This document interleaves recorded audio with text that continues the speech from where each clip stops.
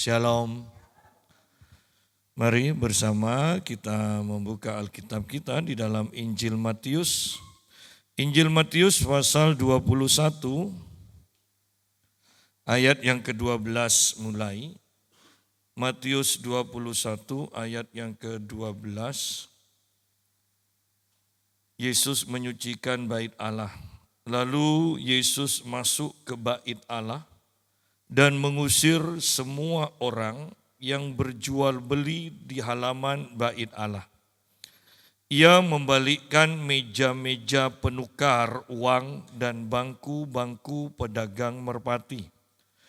Dan berkata kepada mereka, ada tertulis, rumahku akan disebut rumah doa.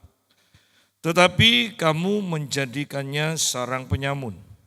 Maka datanglah orang-orang buta dan orang-orang timpang kepadanya dalam bait Allah itu, dan mereka disembuhkannya. Tetapi ketika imam-imam kepala dan ahli-ahli Taurat melihat mujizat-mujizat yang dibuatnya itu, dan anak-anak yang berseru dalam bait Allah, Hosana bagi anak Daud, hati mereka sangat jengkel. Lalu mereka berkata kepadanya, engkau dengar apa yang dikatakan anak-anak ini?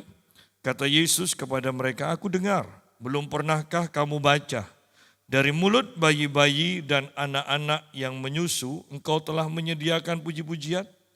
Lalu Yesus meninggalkan mereka dan pergi keluar kota ke Betania dan bermalam di situ. Nah, mari kita akan belajar cerita yang sangat kita kenal ini. Cerita yang sangat sederhana, dikatakan Yesus menyucikan bait Allah.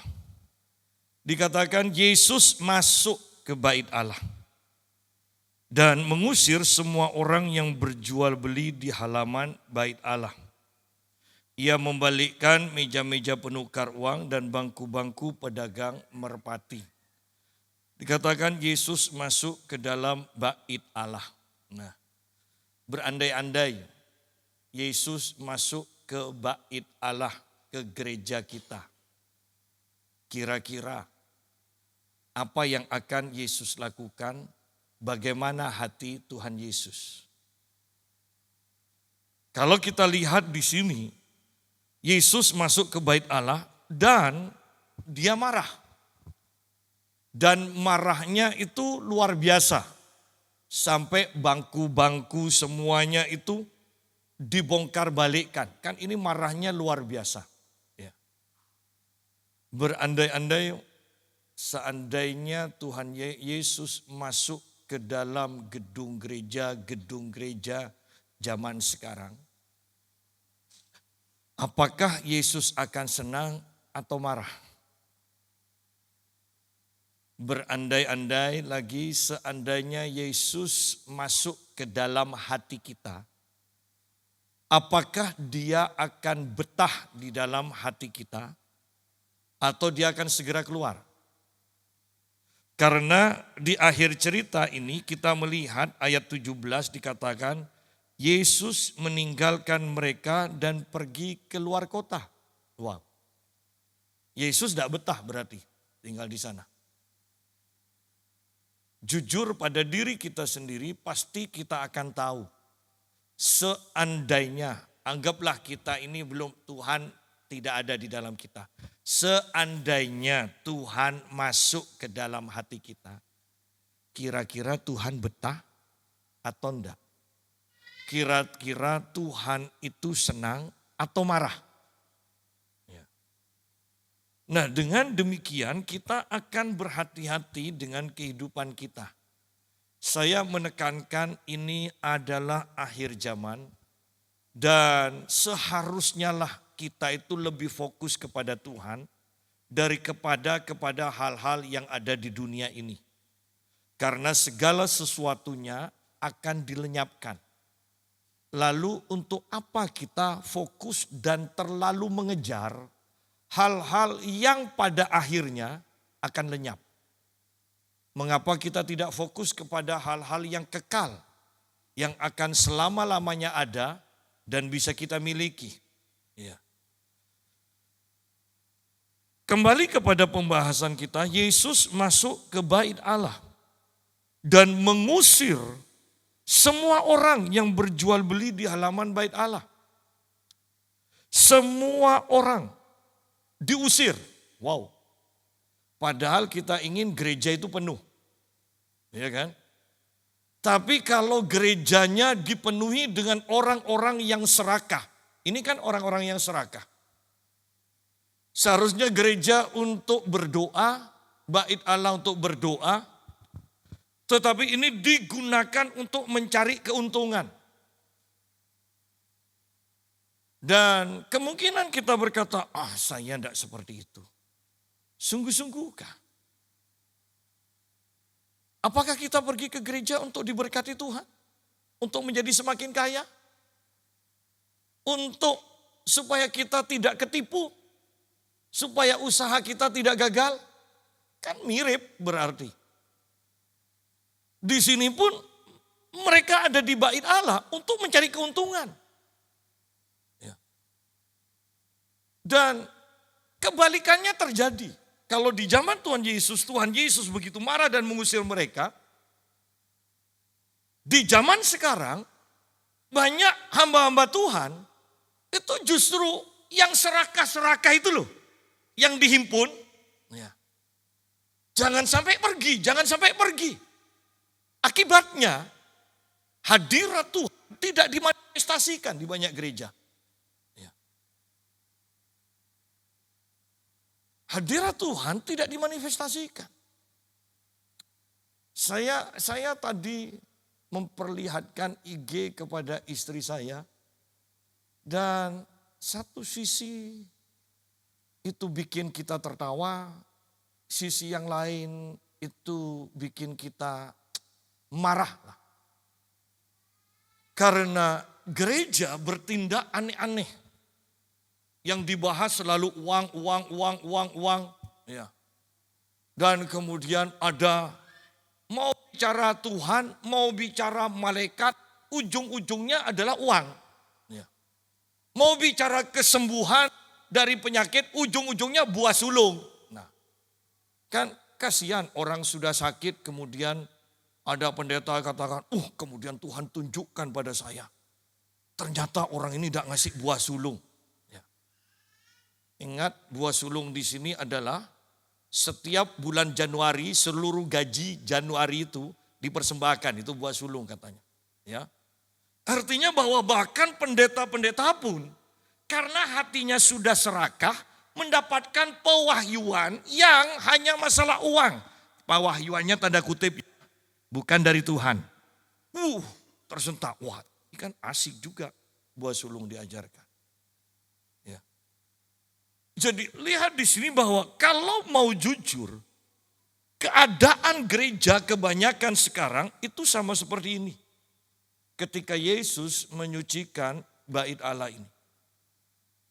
Padahal kalau kita perhatikan bait Allah, bait Allah itu kan di halaman aja isinya itu hanya kolam pembasuhan dan mezbah korban bakaran. Ya. Artinya itu hanya berbicara tentang pengudusan dan mempersembahkan hidup kita. Itu aja. Itu belum masuk kepada menjadi saksi. Ya, di dalam ruang kudus itu ada meja roti pertunjukan, ada pelita emas, kemudian ada mezbah doa, mezbah ukupan. Artinya bahwa sebelum kita menjadi saksi, menjadi terang di ruang kudus, itu yang pertama adalah kolam berbicara pembersihan, pengudusan, kemudian mempersembahkan diri, mezbah korban bakaran. Ya.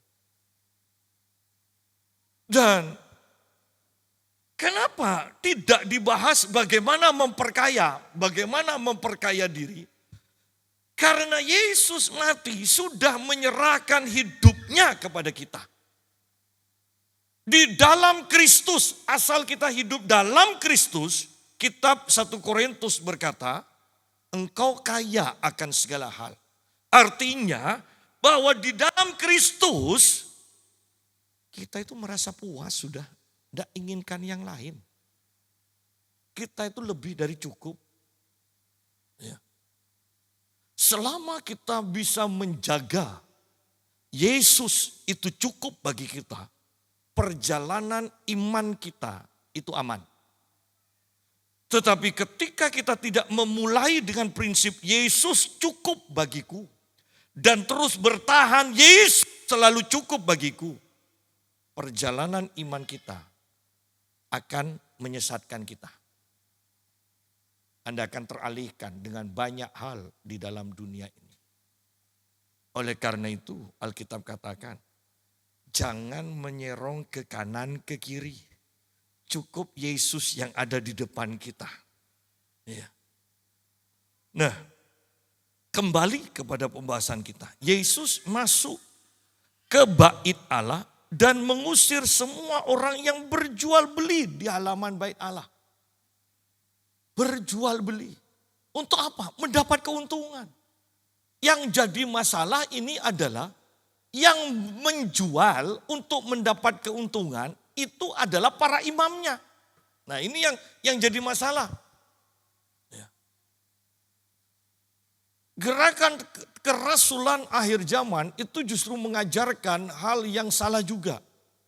Artinya mereka mengajarkan pendeta pun harus bekerja. Ya. Ini gerakan kerasulan akhir zaman. Semua orang termasuk pendeta bekerja. Wow, ini penyesatan. Karena di Alkitab sudah jelas yang mau melayani full time itu memang tidak perlu dan tidak boleh bekerja. Tidak ada imam besar, keturunan imam besar, orang Lewi yang melayani bait Allah itu bekerja. Tidak ada. Mereka harus fokus kepada melayani Tuhan. Dan mereka sungguh mengandalkan berkat dari Tuhan. Tidak boleh bekerja di mana mereka akan bercabang nanti pikirannya. Ya. Apalagi khususnya di Indonesia. Mau kerja kalau pendetanya kerja di Indonesia. Ya. Sungguh tidak akan nyuap. Ngurus Bepom aja itu sukar kok. Iya gembar-gembornya gampang. Berapa orang yang selalu minta doa kepada saya, Pak, saya sudah ngurus Bepom, Pak. Saya bahkan sudah kenal ke orang dalam, tetap aja tidak keluar. Saya sudah habis sekian, tetap aja tidak keluar. Sedang jemaah. Lalu memangnya kalau pendeta kemudian ngurus semua itu tidak usah nyogok. Sedang jemaah. Mengapa tidak di dalam rumahnya fokus saja nyembah Tuhan. Fokus saja persiapan. Ya. Karena kalau terlalu sibuk nanti tidak ada persiapan. Saya tadi tunjukkan kepada istri saya ini loh pengkhotbah. Pendeta senior memberikan kesaksian. Ya. Kemudian ada pendeta junior dari denominasi lain. Khotbahnya kesaksiannya plek sama. Hebatnya bukan hanya ceritanya sama, garis besarnya sama, bukan. Kata per katanya sama. Ya. Hanya diganti kalau yang senior itu bercerita tentang jemaatnya. Yang lebih muda ini kesaksiannya tentang jemaatnya juga. Tapi kata per katanya itu sama. Berarti yang junior ini kan yang niru pasti itu menghafalkan dan sudah latihan kan, didengarkan. Karena ada satu gereja itu kalau pendetanya mau khotbah itu garis besarnya sudah dari pendeta senior. Dan diharuskan oleh pendeta seniornya khotbah itu harus latihan di dalam kamarnya 24 kali khotbah. Makanya ketika tampil seperti saya seperti ini, kata-katanya bagus. Kenapa? Karena itu khotbah ke-25 kalinya. Ya. Sampai ada yang seperti itu. Ya. Dan Tuhan ingin hamba-hamba Tuhan tidak usah bingung dan merasa kekurangan soal uang. Di sini kan ini para imam. Jadi umat Tuhan yang mau beribadah, mereka itu kan harus membawa kambing, kambing domba, ya minimal merpati. Kalau mereka bawa binatangnya nanti sudah bawa jauh-jauh, ya kan? Masih, wah ini cacat, tidak boleh dipersembahkan. Ini tidak layak untuk dipersembahkan. Di sisi positifnya kita bisa lihat bahwa ingat, persembahan itu harus sempurna di mata Allah. Korban itu harus sempurna. Jangan asal. Banyak orang bertanya, kenapa saya tidak diberkati padahal saya sudah begini, sudah begini. Pertanyaannya, korbannya sudah sempurna di hadapan Tuhan atau tidak? Ingat, di hadapan Tuhan, bukan di hadapan manusia. Karena kalau di hadapan manusia yang penting lebih banyak itu lebih sempurna, iya kan? Tapi kalau di hadapan Tuhan itu banyak perhitungannya. Tetapi jangan menipu hati nurani kita sendiri. Bahwa kita akan tahu persembahan kita ini layak, benar, sempurna atau tidak di hadapan Tuhan. Ya. Nah, kembali kepada pembahasan kita bahwa para imam itu menyebutkan ketidaksempurnaan hanya untuk mendapatkan keuntungan. Ya. Hanya untuk mendapatkan keuntungan. Sehingga kemudian karena sudah sering begitu, sudah jauh-jauh bawa, ternyata tidak bisa dikorbankan, keluar uang lagi. Daripada seperti itu. Sudah nanti di bait Allah, di halaman bait Allah, ada disediakan kambing domba, kamu tinggal beli. Ya, artinya itu kita akan beli lebih mahal daripada harga pasar. Para imam dapat keuntungan. Uang pun sama. Uang orang negara Romawi, kerajaan Romawi tidak boleh dijadikan persembahan. Ya. Hanya uang orang Yahudi saja. Berarti harus nukar. Karena kebanyakan sudah tidak ada kan waktu itu. Harus nuker untuk dipersembahkan. Nukernya pasti harga beli. Krusnya kan lebih mahal daripada harga jual. Jadi para imam mendapatkan keuntungan, mengejar keuntungan sedemikian rupa. Bayangkan suasana tawar-menawar. Bandingkan dengan suasana gereja bait Allah yang seharusnya menggambarkan kekusukan. Iya kan? Kekudusan ini sekarang menjadi suasana pasar. Sehingga ketika Yesus masuk, dia tidak kenal ini bait Allah atau bukan. Ini bait Allah atau pasar. Bahkan lebih parah lagi Yesus katakan, hei kamu kok jadikan tempat bait Allah, rumah Bapakku ini menjadi sarang penyamun. Nah ini kan lebih kasar lagi. Ya. Herannya kalau sekarang kita negor gereja yang salah itu ya, mengungkapkan kesalahannya. Selalu ada aja yang komen juga, jangan menghakimi, lebih baik didoakan. Loh, kesalahan ya kalau tidak ditunjukkan, ditegur, jarang loh orang. Memangnya semua orang bisa peka dengan suara Roh Kudus? Ya. Didoakan kemudian Roh Kudus berbicara. Iya Roh Kudus bicara. Memangnya orang yang diajak bicara sama Roh Kudus bisa dengar? Kalau sudah fokusnya uang, kalau sudah hatinya tamak, memangnya mau dengar? Jangan-jangan Roh Kudus ditengking. Ya kan? Jadi lihat di sini banyak orang yang terlalu rohani. Ya. Lalu kalau anaknya berbuat salah, kenapa kok ditegur? Didoakan aja lah. Memangnya anak akan bertobat dengan sendirinya tanpa ditegur. Ya. Jadi banyak orang terlalu rohani. Ya. Bahkan pendeta sampai jatuh dalam perzinahan pun dikatakan jangan menghakimilah. Loh, sudah jelas-jelas perzinahan, jangan menghakimi, didoakan. Kapan bertobatnya? Jadi banyak hal di dalam gereja perlu dibenahi. Ya. Suasana gereja, suasana bait Allah di sini tidak ada. Dikatakan kalau kita bisa masuk ke zaman Tuhan Yesus ini, kita kan bisa merasakan ini bukan bait Allah, ini pasar.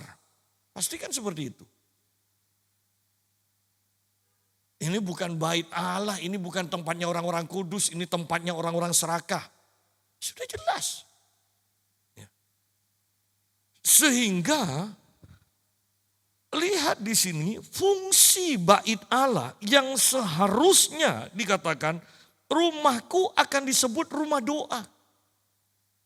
Ternyata jadi sarang penyamun.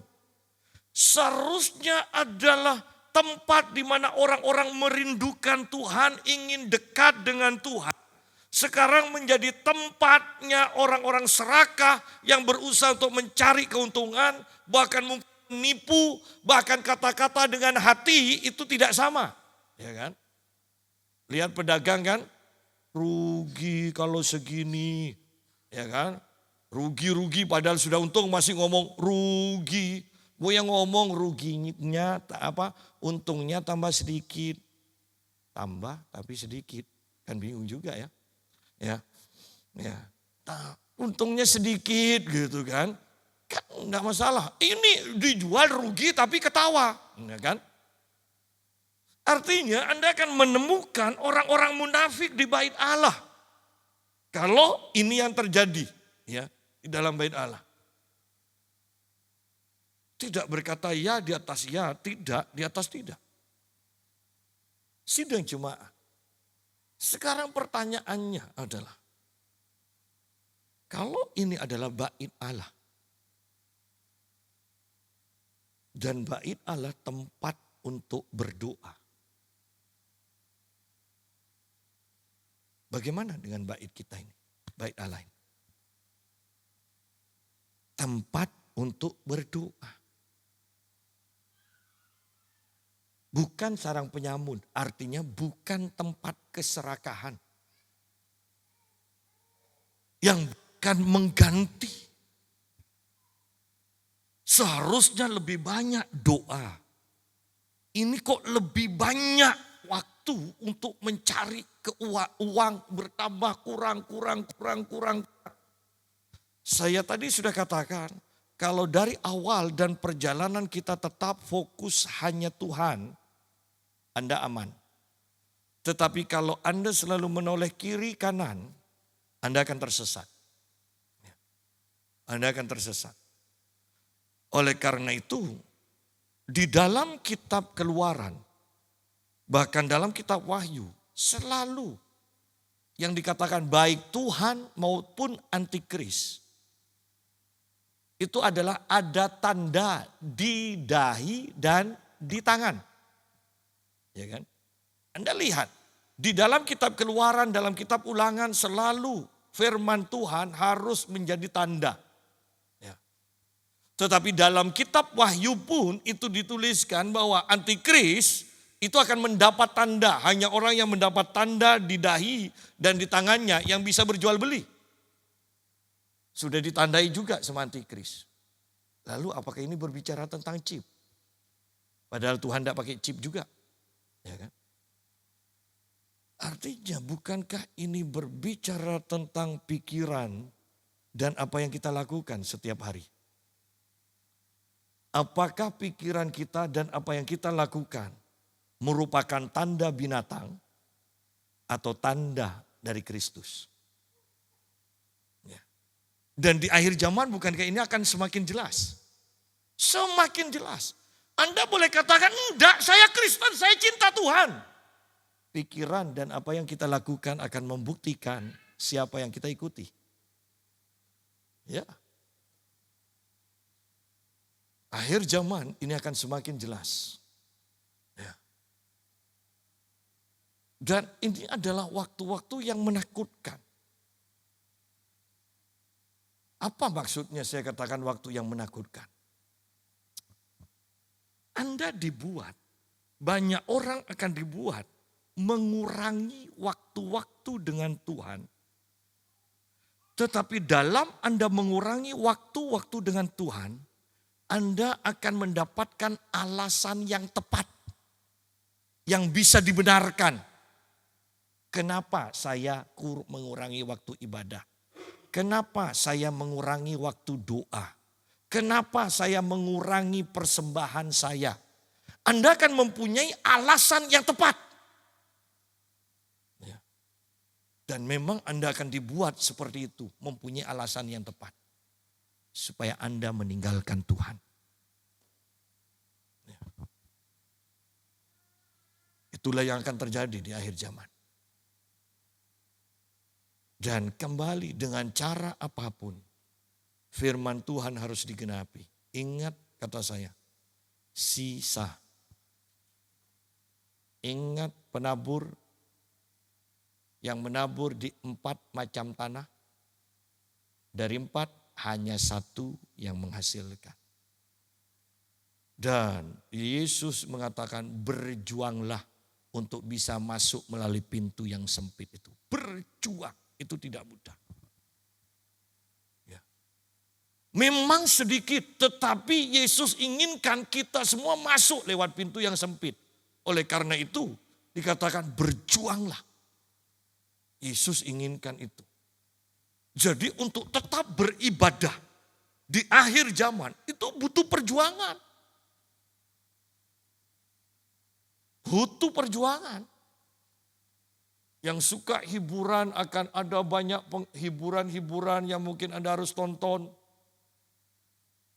Yang punya keluarga mungkin akan terbentur, aduh uang kuliah anakku masih kurang, aku harus cari kerja tambahan. Intinya Anda akan dibuat sedemikian rupa dan saya mau katakan, versi manusia benar apa yang Anda lakukan. Tetapi ingat, Tuhan sebenarnya sudah membayar harganya supaya Dia menjadi satu-satunya keinginan kita. Dan kalau hati kita sungguh-sungguh bertaut pada Tuhan, saya tidak percaya Tuhan tidak akan cukupi kita. Karena untuk beribadah bangsa Israel, mereka dikeluarkan dari Mesir oleh Tuhan untuk beribadah. Dan dikatakan Tuhan membuat mujizat sehingga bangsa Mesir itu penuh kemurahan dan memberikan apa-apa yang diperlukan. Ingat, bukan untuk kepentingan bangsa Israel. Apa-apa yang diperlukan untuk ibadah. Karena butuh korban yang banyak untuk ibadah. Ya. Zaman sekarang kan mainnya 2.000, 5.000, 10.000 mungkin kan? Ya. Tetapi zaman dulu mainnya kambing domba. Merpati itu hanya untuk umat, untuk keluarga yang sangat miskin. Sehingga Tuhan menginginkan umatnya untuk beribadah, tetapi ingat penyediaan korbannya Tuhan yang menyediakan. Artinya selama fokus kita adalah Tuhan dan beribadah kepada Tuhan, Tuhan bertanggung jawab untuk menyediakan semuanya. Tuhan pasti sediakan. Tuhan pasti sediakan.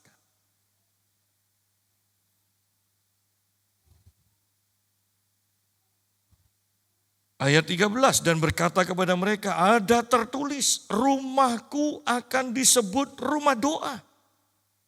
Tetapi kamu menjadikannya sarang penyamun.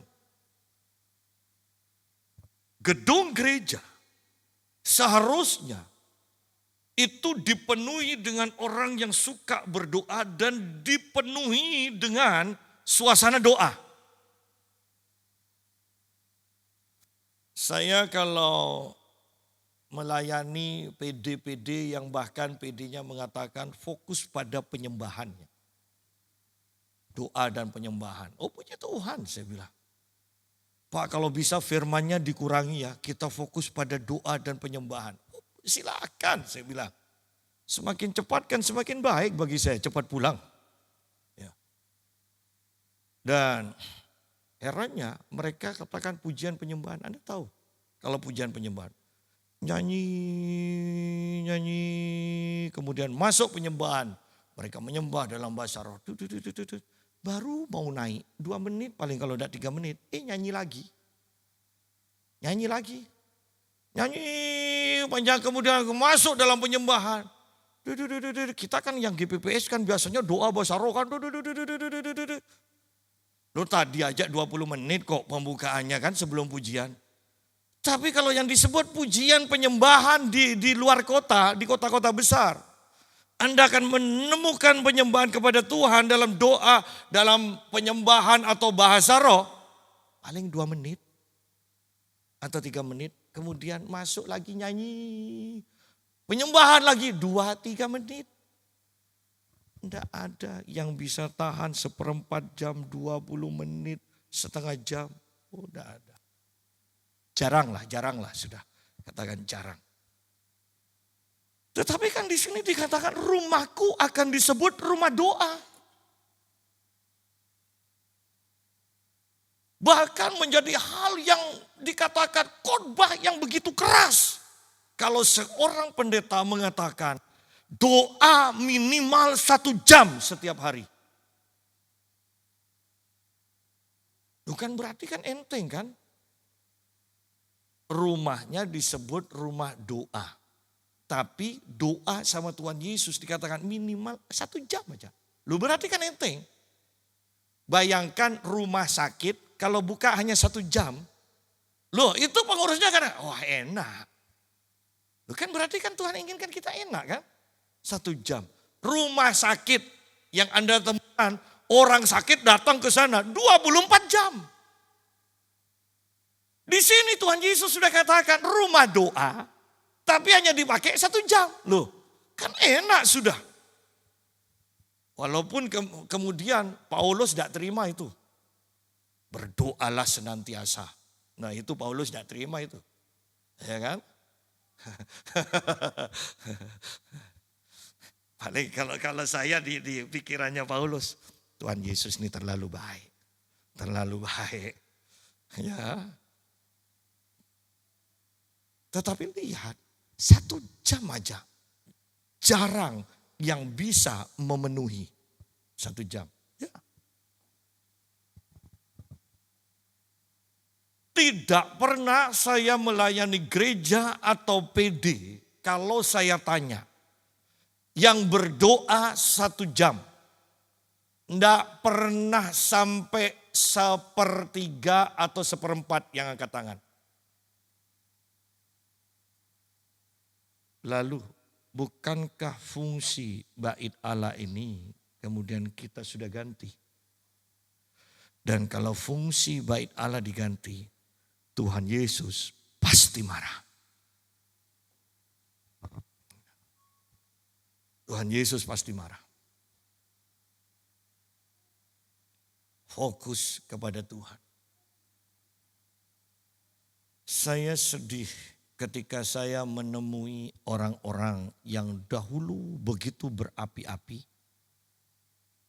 Bahkan mantan guru saya yang mengajarkan pelepasan begitu berapi-apinya. Dengan matanya yang mencorong kalau sudah ngusir setan. Tetapi detik-detik terakhir menjelang matinya. Dia bisa telepon seseorang yang saya kenalkan dan dia, ada apa? Saya ada punya uang, minta uang. Ini hamba Tuhan yang penuh iman, yang setan gemetar kalau dia datang. Sidang jemaat, saya menemukan orang-orang yang dahulu begitu berapi-api. Ketika kena penyakit, saya katakan tenang. Tuhan memperhatikan kesetiaanmu. Imanmu akan menyelamatkan kau. Pak, tapi kanker, Pak.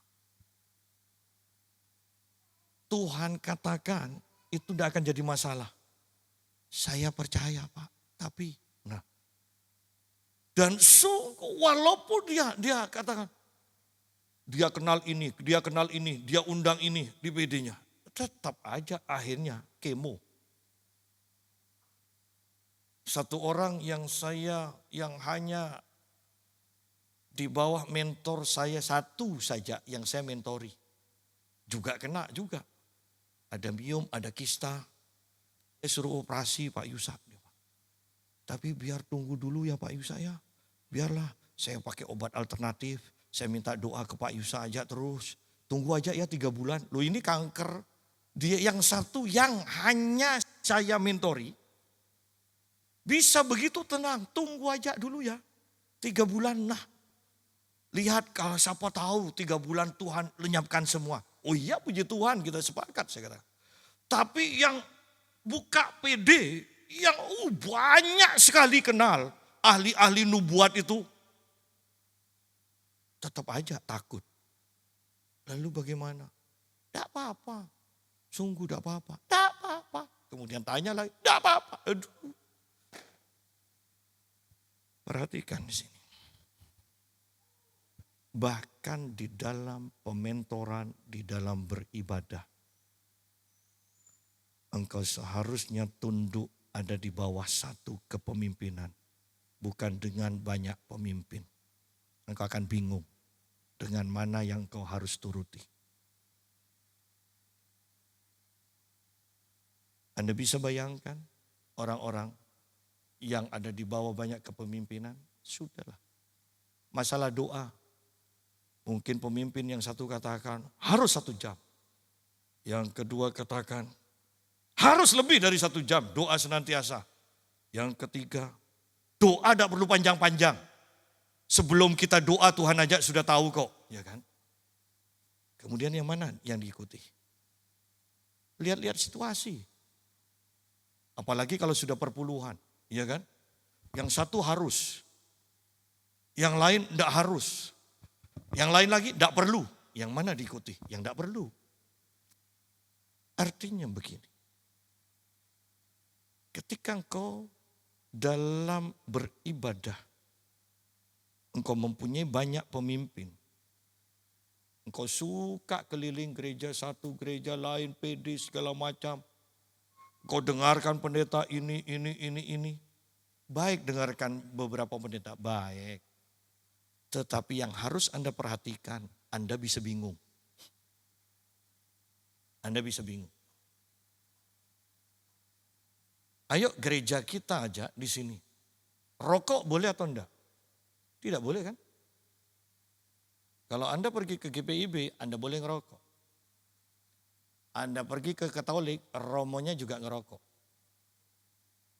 Lalu yang mana yang Anda akan ikuti? GBBS, tidak boleh kawin, cerai kawin lagi. GBI sekarang kebanyakan walaupun doktrin dasarnya tetap sama. Tetapi banyak yang sudah tidak mengikutinya. Kita akan ikut yang mana? Ketika Anda mempunyai banyak pemimpin, banyak mentor. Anda hanya punya kebingungan. Tidak ada kepastian. Ya, tidak ada kepastian. Oleh karena itu hati-hati. Hati-hati. Ya. Lebih parah lagi kalau Anda jadi jemaat di sini. Tetapi kalau saya misalnya diperhadapkan pendapat saya dengan pendapat pendeta lain dan Anda lebih katakan, oh pendeta lain lebih hebat dari Pak Yusa. Saya mau katakan, Anda tidak akan diberkati. Karena ketika Anda beribadah, Anda tunduk di bawah satu gereja, Anda harus tunduk pada pemimpinnya. Ketika Anda bekerja misalnya di perusahaan, misalnya Bank ABC. Dan kemudian Anda kata, wah Bang ABC ini jelek begini. Kira-kira Anda ketemu sama pemimpinnya bagaimana? Pecat Anda. Anda tidak akan mendapatkan yang namanya bonus gaji. banyak tapi jemaat Tuhan beribadah di gereja A. Tetapi yang dipuji-puji gereja B, gereja C. Gerejanya sendiri dijelek-jelekan. Lalu minta berkat. Anda perhatikan perkataan saya. Mereka tidak akan diberkati. Tidak akan diberkati. Karena Tuhan namanya adalah setia. Dan ini yang terjadi. Perhatikan, ini akhir zaman. Kita harus sempurna. Harus sempurna. Hati-hati dengan sikap hati kita. Saya sungguh tertarik karena di hari Minggu yang lalu Tuhan selalu menekan sikap hati. Kita bisa melakukan tindakan yang sama dengan sikap hati yang berbeda. Ya, sikap hati. Ayo kembali pada pembahasan kita. Ada tertulis rumahku akan disebut rumah doa. Tetapi kamu menjadikannya sarang penyamun. Ingat bukan Tuhan loh. Kamu yang menjadikan, yang mengubahkan fungsi bait Allah. Ya. Anda akan menemukan sekarang gereja-gereja itu aneh-aneh. Aneh-aneh. Yang dikejar adu besar, adu banyak, adu kaya. Ya. Dan berubah fungsi. Berubah fungsi. Mengerikan ketika di satu sisi banyak gereja yang kekurangan yang begitu tidak layaknya jadi tempat ibadah. Tetapi di sisi yang lain gereja-gereja yang kaya besar enak bongkar. Sudah megah bongkar bangun lagi. Lebih parah lagi ada yang gereja megacet. Anda tahu bisa bayangkan megacet. Tetapi misalnya kalau mau beli mobil atau sound system. Itu kas gerejanya nol. Loh ini yang jemaat ribuan loh ya. Kas gerejanya nol. Jadi dimulai sumbangan lagi. Mau buat apa? Sumbangan lagi. Maksud saya kan begini, seharusnya kan kas gereja ada berapa, kurangnya itu baru sumbangan kan. Bukan setiap ada apa-apa, nol dari nol. Loh ini yang katanya super kaya. Lalu uangnya kemana? Bukankah berarti bait Allah ini menjadi tempat orang-orang yang serakah di sini? Sarang penyamut. Sidang jemaat. Kekudusan itu sangat diutamakan di akhir zaman. Semakin Anda kudus, semakin kita kudus, semakin gereja akan bersinar. Ya. Saya selalu ingat ketika seseorang kalau mengatakan Om Isa dan itu kebetulan family dari istri saya, Vince. Kalau sudah nyebut Om Isa, padahal dia bukan Kristen. Ya. Dia bahkan adatnya masih kuat. Ya. Jadi ketika orang tuanya mati, dia masih pakai yang kuncung-kuncung gitu. Dari jauh dia harus ngerangka. Ya, berarti kan itu adatnya kuat. Tapi dia kalau sudah nyebut Om Isa Leo, oh orang suci itu. Itu kan menakjubkan kan. Anda bisa bayangkan orang dunia menyebut kita orang suci. Berarti kekudusan kita tidak perlu diragukan lagi kalau sudah seperti itu. Mari ini akhir zaman akan terjadi banyak pemisahan. Banyak pemisahan. Ayat yang ke-14, maka datanglah orang-orang buta dan orang-orang timpang kepadanya dalam bait Allah itu dan mereka disembuhkannya. Kalau bait Allah memang berfungsi sebagai bait Allah. Kalau kekudusan di dalam gereja itu sungguh ditegakkan. Pasti ada mujizat, pasti ada kesembuhan demi kesembuhan. Bahkan di sini yang disebutkan di sini orang-orang buta dan orang-orang timpang. Itu kan penyakit yang tidak bisa disembuhkan kan. Ayo kalau sudah buta, siapa yang bisa menyembuhkan? Ya. Apalagi buta sejak lahir. Apalagi tidak punya bola mata. Kan ada yang memang tidak ada kan. Hanya kulit langsung. Siapa yang bisa menyembuhkan? Berarti ini kesembuhan mujizat. Berarti ketika kita menginginkan mujizat kesembuhan terjadi, tidak ada cara lain kecuali kita hidup dalam kekudusan dan bait Allah berfungsi seperti yang Tuhan sudah tetapkan dari awal. Menjadi rumah doa. Hidup dalam kekudusan, hidup di dalam doa, maka akan terjadi mujizat kesembuhan. Ya. Hidup dalam kekudusan, hidup dalam doa. Karena orang yang tidak hidup dalam kekudusan ketika mau berdoa pasti malu kepada Tuhan. Sehingga dia tidak akan berdoa. Ya.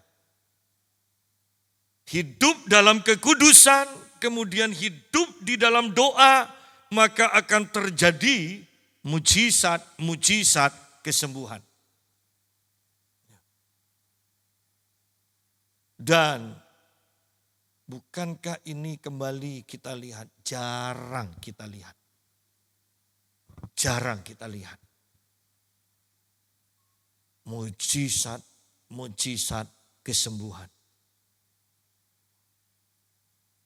Dan hal ini juga bahkan lebih parah lagi ditentang oleh banyak gereja. Kan sudah ada dokter. Iya kan? Kan sudah ada dokter. Kemudian dibuat lagi lebih parah lagi teologianya. Teologianya. Bahwa sejak para rasul meninggal, Tuhan tidak menyembuhkan lagi. Diubah semua. Kenapa? Untuk mujizat dan kesembuhan. Ingat awalnya adalah kekudusan, hidup benar, dan hidup dalam doa. Oh, dan ini tidak mudah kan? Hidup dalam kekudusan dan hidup dalam doa. Ini tidak mudah. Sehingga karena banyak hamba Tuhan tidak mau hidup dalam kekudusan, kebenaran, dan dalam doa, mereka tidak melihat mujizat kesembuhan untuk membenarkan dirinya sendiri. Mereka membuat doktrin yang berbeda dengan apa yang Tuhan inginkan. Bahwa Alkitab katakan Yesus tidak berubah dahulu, sekarang, dan selama-lamanya. Khusus dalam kesembuhan, Yesus berubah. Dulu dia menyembuhkan, sekarang dia pensiun. Sidang jemaat, kenapa? Karena bergerak dalam mujizat kesembuhan. Orang selalu katakan begini, Allah karunia, Allah karunia.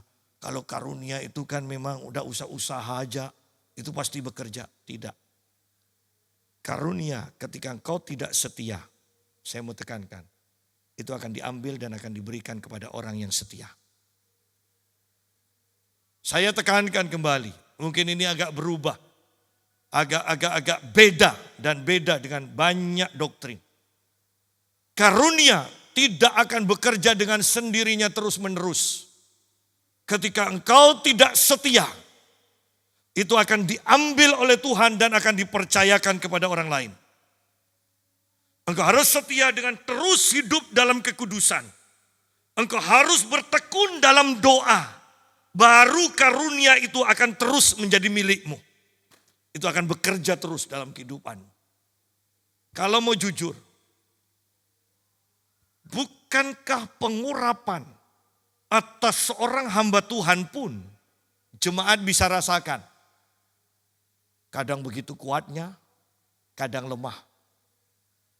Loh, kok berkurang ya pengurapannya? Nah, minimal kan seperti itu. Artinya semuanya bisa diukur.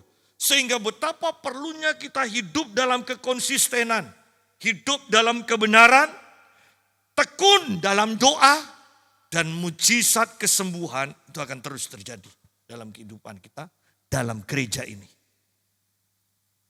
Kalau mau jujur, ayo, bukankah kita pernah menikmati hadirat Tuhan yang begitu dahsyat?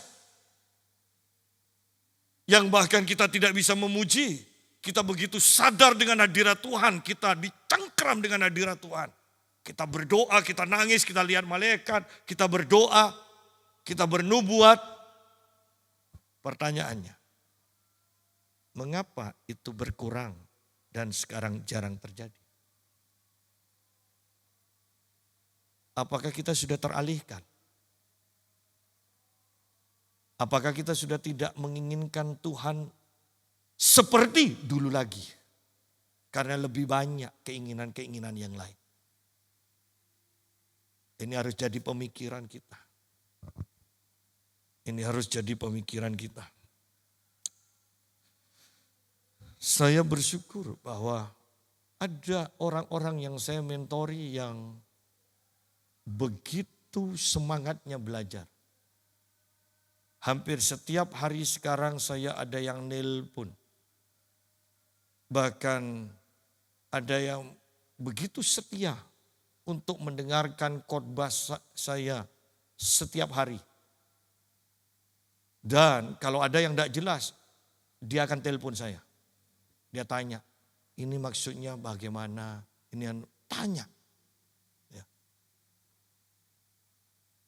Setiap hari ada yang WA, yang sharing, ada yang minta doa.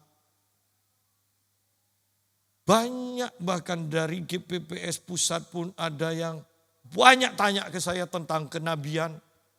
Ya. Maaf Pak ya saya banyak tanya. Oh tidak masalah daripada tidak tanya kan. Ya. Bikin pendeta ganggu raja. Ya. Ya.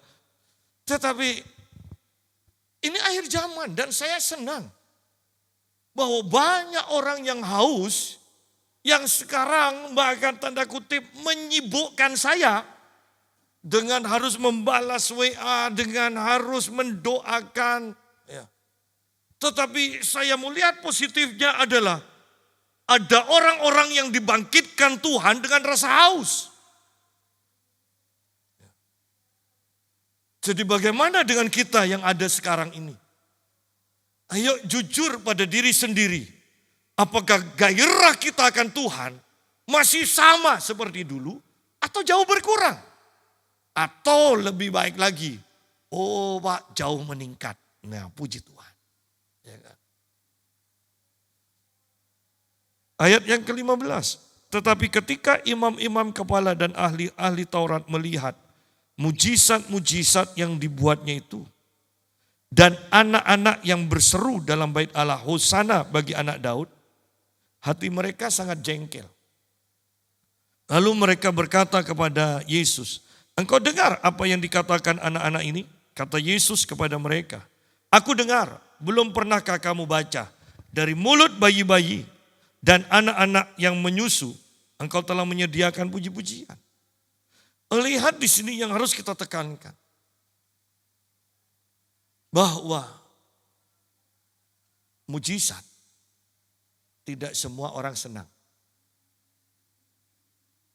Kalau di gereja ini ada kesembuhan, ada mujizat, Tuhan menyatakan kehadirannya, Tuhan menyatakan kedahsyatannya. Jujur, memangnya semua gereja akan senang mendengar itu.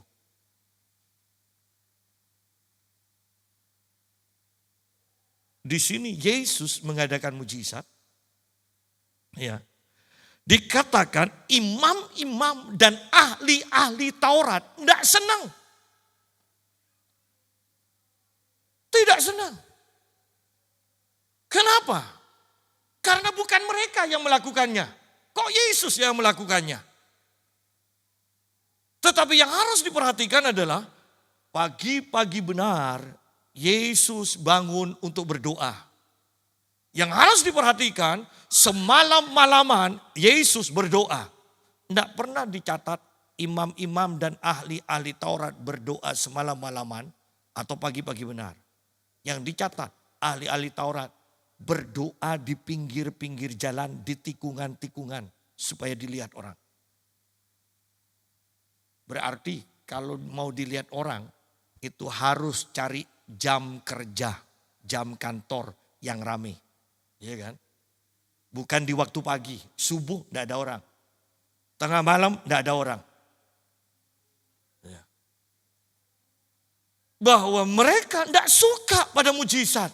Jangan berpikir kalau gereja ini dipenuhi dengan mujizat, semua gereja bahkan saya secara khusus saya katakan, memangnya gereja-gereja yang ada di Pamekasan akan suka. Karena dulu ketika kita dilawat Tuhan, ketika kita tertawa, nangis, bernubuat, ada dari gereja lain yang mengatakan GPPS sesat. GPPS sesat. Tetapi ketika tokonya itu karyawannya kena gendam dan rumahnya banyak setannya, orang yang mengatakan GPPS sesat datang kepada pendeta sesat untuk didoakan. Dan seminggu kemudian dia datang ke rumah dan memberikan amplop. Berarti sudah setannya kan pergi kan. Bedanya pendeta sama dokter kan seperti itu kan. Dokter tidak sembuh tetap terima. Ya kan. Belum sembuh, belum obatnya belum diminum, itu sudah ada amplopnya sudah. Kalau pendeta itu kebanyakan sebelum ada bukti, sebelum ada hasil tidak ada amplop. Tetapi yang saya mau tekankan adalah ketika kita dilawat Tuhan, jangan berpikir semua gereja akan senang. Di sini Yesus melakukan mujizat kesembuhan. Seharusnya para imam dan ahli Taurat kan ikut senang. Tetapi ternyata mereka tidak suka. Bahkan melihat orang memuji-muji anak-anak, memuji-muji Tuhan. Mereka suka. Banyak gereja sekarang tidak suka pujian versi anak kecil, versi bayi. Tidak suka. Pujiannya harus bagus sekarang, tertata rapi.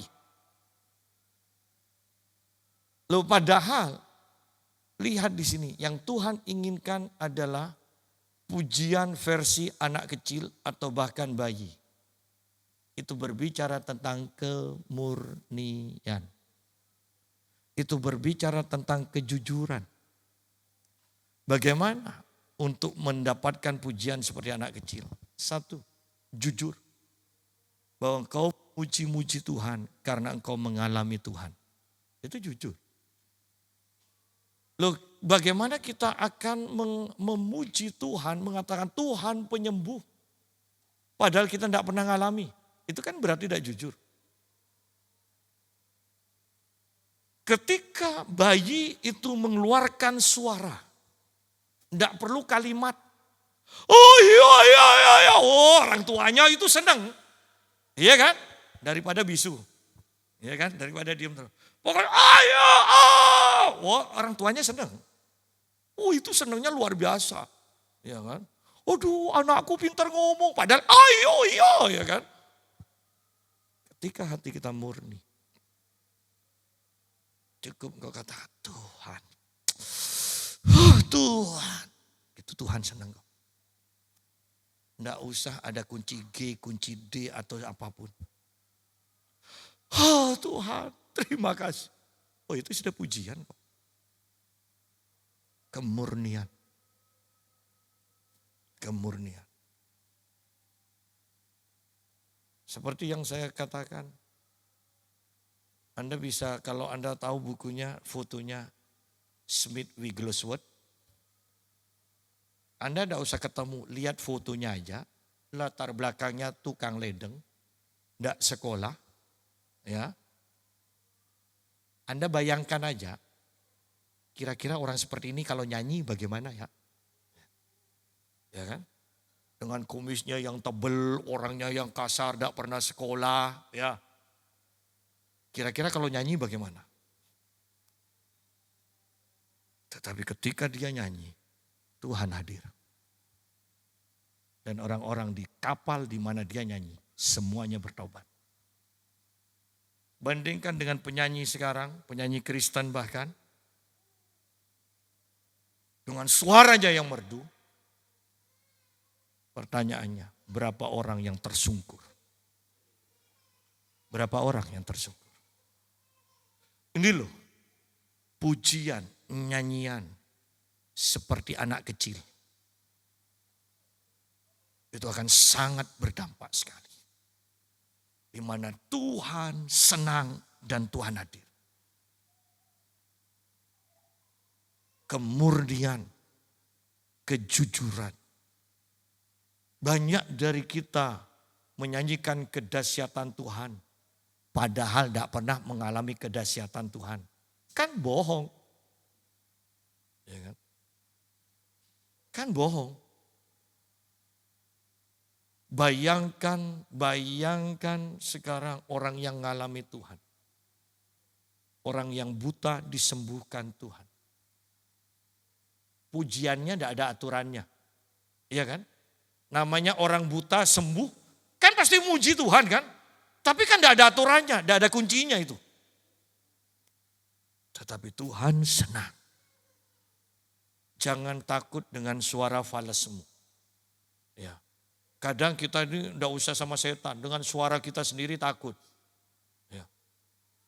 Kadang WL sama singer pun sudah dikasih mic, seharusnya dekat gini. Sudah dibilang, dekat masa dikasih lem. Tetap aja jauh. Ketika dengar suaranya sendiri kaget langsung jauh. Ya kan? Enggak nyindir. Kadang orang itu takut pada suaranya sendiri. Ya, takut. Ya. Padahal kalau dekat itu kan enak. Tidak usah urat leher keluar, ya kan. Saya sampai pesen loh ke Adi, dijelaskan ya, ke WL sama ke singer.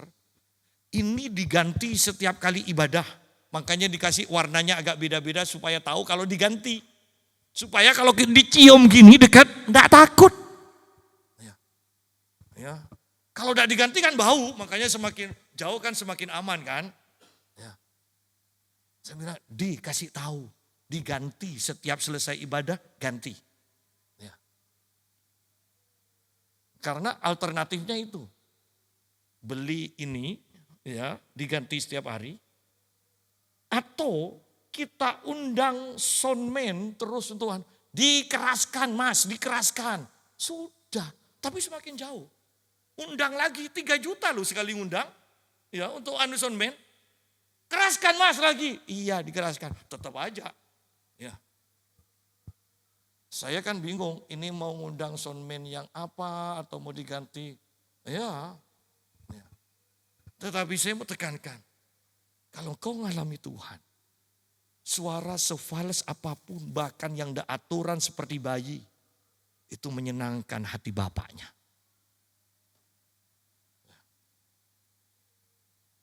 Bapak bisa artikan sendiri, sudahlah diartikan sendiri.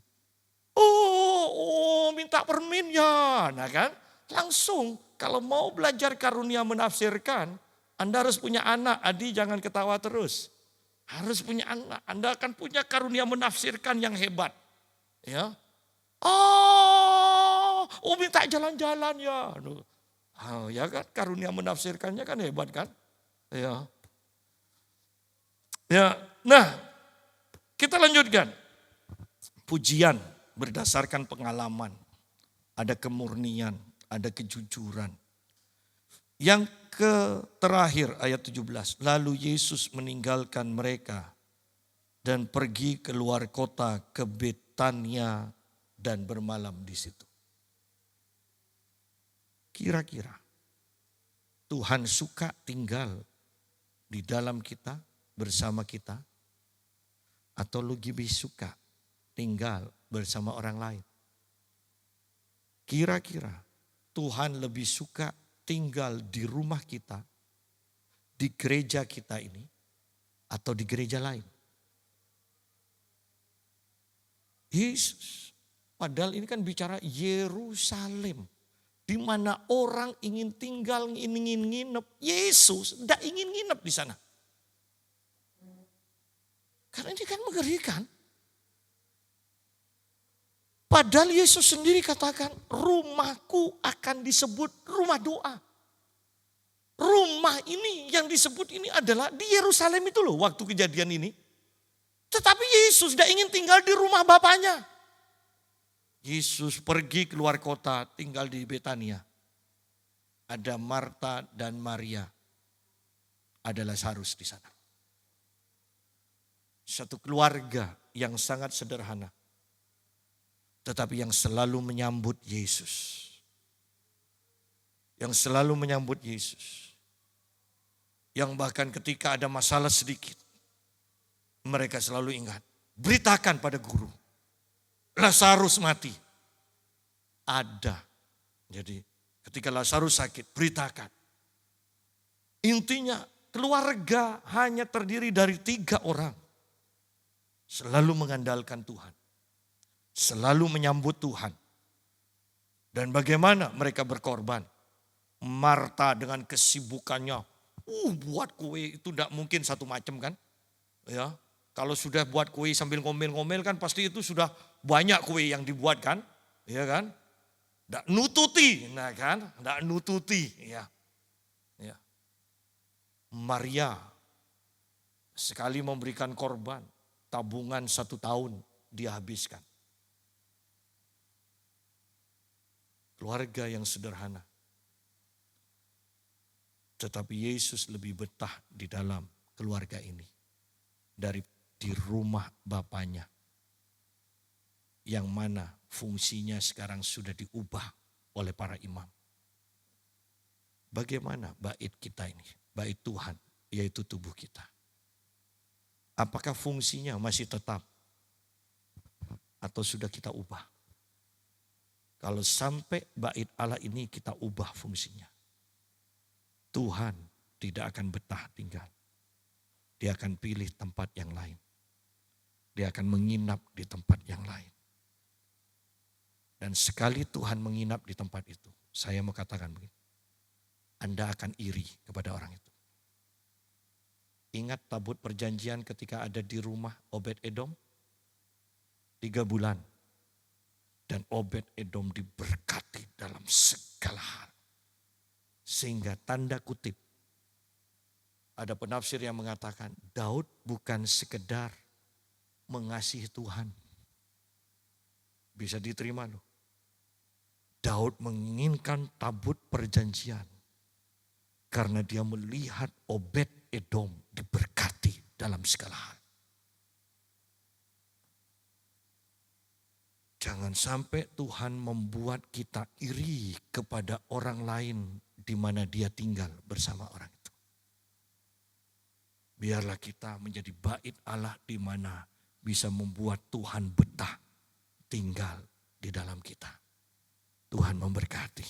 Mari kita bersama berdoa. Haleluya.